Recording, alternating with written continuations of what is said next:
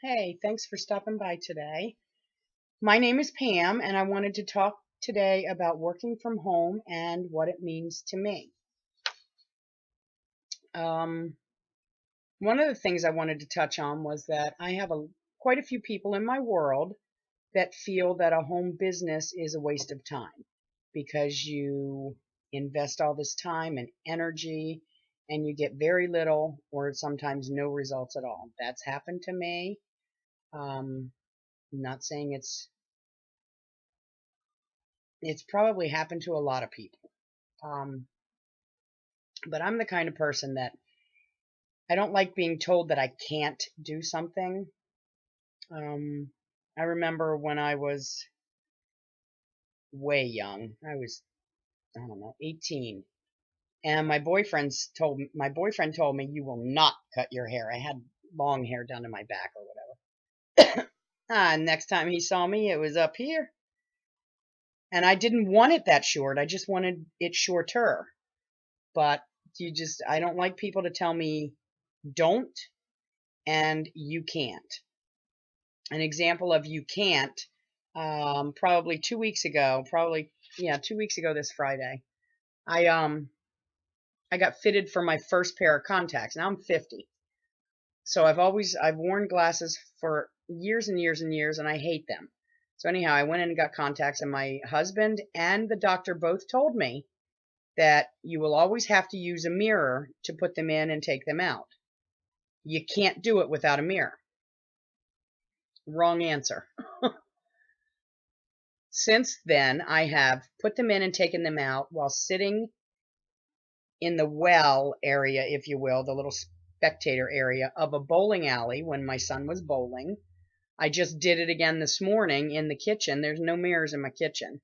And I found that I actually do better without the mirror. When I got the mirror and I'm trying to make sure my eyes wide enough and all of this stuff, but do it the other way, there's nothing to look at. I just, and I'm done. So don't tell me that I can't. Now, um, a lot of people will treat their home businesses as a hobby. And if you put in dedication, you will get hobby results. You've got to find a balance. You need to make it a priority, and it's a juggling act, but it's possible. You just got to find the system that works best for you. That might be buying writing everything down on a calendar and structuring your time, which I kind of am leaning towards that right now because I'm finding that I'm everywhere. Um, I've had a couple of different home businesses that I've tried over the years, and despite the bumps in the roads, my mistakes, and my failures, I continue to have an entrepreneur heart. I can never say that word, entrepreneur. I like the time freedom. I like being paid for the work I do. When I've worked in offices in the past, um, I just have seen other people that didn't embrace the work ethic that I had, yet they got the same raise. And they even, in some cases, because they were friends with, other high up people, they got special treatments. And that is very frustrating. And it's very, I can't think of the word, but it defeats your spirit almost when you work so hard and you work through your lunch and these people are over there lollygagging around and they're taking an hour and a half lunch and they're still getting the kudos. So working from home, that's a non-issue. Working for yourself does have its own set of challenges, and those challenges are different for different people. But you've got to make your business a priority. Now, I'm not saying you need to let it take over your world, but you've got to set limits and boundaries and ask your loved ones and your friends and whoever else to respect your boundaries and understand how important this is to you. And then you've got to adhere to those limits and boundaries. I'm a kind of seat of my pants kind of gal. I It works for me in most cases, not all, but in most. But that's not easily duplicated. That's a personality trait within me. I remember we went to Niagara Falls, the Canadian side, years ago when our son was like 10 months old. We had no reservations. We didn't have a clue. We just got in the van and took off. And we hit 3 or 4 different hotels, and they all had no availabilities.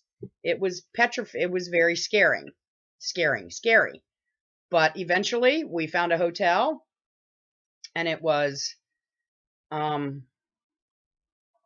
want to say ocean view, but you know what I mean. It was fall view.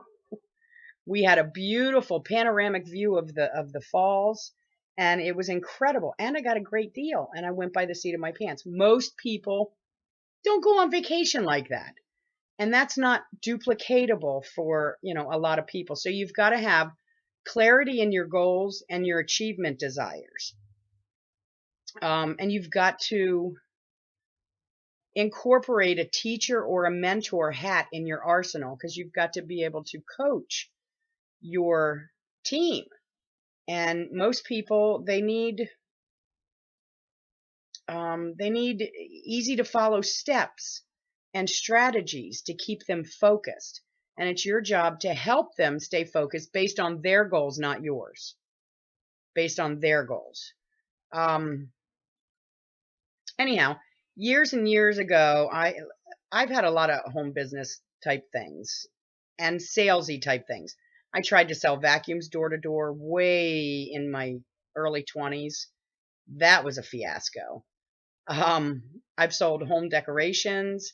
I've tried to sell the scrapbooking supplies, print ads, but I have found that I've had a couple of speed bumps in my life. You can't let the distractions of the people you love, you can't let them distract you from your goal. And you've got to listen to the inner voice inside of you. What that voice tells you is different than what that voice tells someone else inside them, because everybody's journey is different. So, and like I said, well, you can't be distracted by your loved ones. And I'm not saying you need to divorce yourself from them or hide in a closet until you reach the success you're looking for. But you've got to know your limits and set your boundaries and ask them to respect you. And please try to adhere to what you set down, because this is important for you. This is your life. I know we have, and again, we have to balance it with all the other things that are going on in our worlds, but you've just got to set those boundaries. I have been guilty of blindly following training in various sales jobs and home businesses and stuff, while I ignored my inner voice. Now I had sales, but I felt yucky and all oogly inside. And, to me, success is not just financial. It's emotional. It's spiritual. It's, I would love to make a gazillion dollars, but I don't need a gazillion dollars to live. I just want to be able to live comfortably and provide, college for my son and, things like that. The things that we all want. But for me, it's not just about the money. If it's just about the money, my belief is that you'll never truly be happy, because you'll have the success but you'll keep driving and going, because something is going to be missing or amiss. Amiss, is that a word? Something will be missing inside you. And I think it would be, your happiness and the gift of giving to others, or whatever your passion is and your why. So that's just my little opinion. But anyhow, blindly following training. Years ago, I took a sales job, commission-based, for this teeny tiny little booklet, this company that had little booklets in grocery stores, and they sold print ad for local businesses. Now, the first thing they taught us was, and again, I'm a seat of my pants kind of chick. The first thing they taught us, excuse me, hang on, coffee.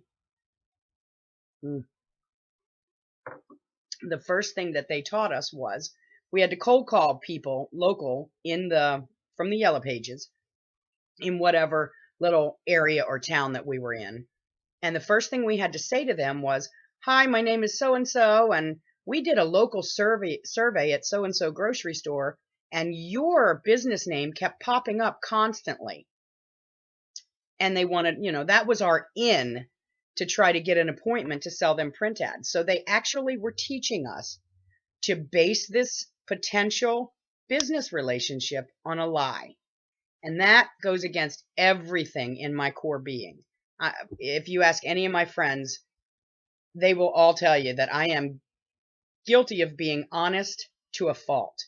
I'm very familiar with the term TMI, Pam, TMI, because I just share so much stuff. But anyhow, so that went against me, and I knew that, but I ignored that inner voice because I really, really, really wanted to be a successful advertising salesperson. I quit that job very quickly. You don't have to sell every product that's out there. You find one or many or whatever that you love and that you can relate to, and you sell that.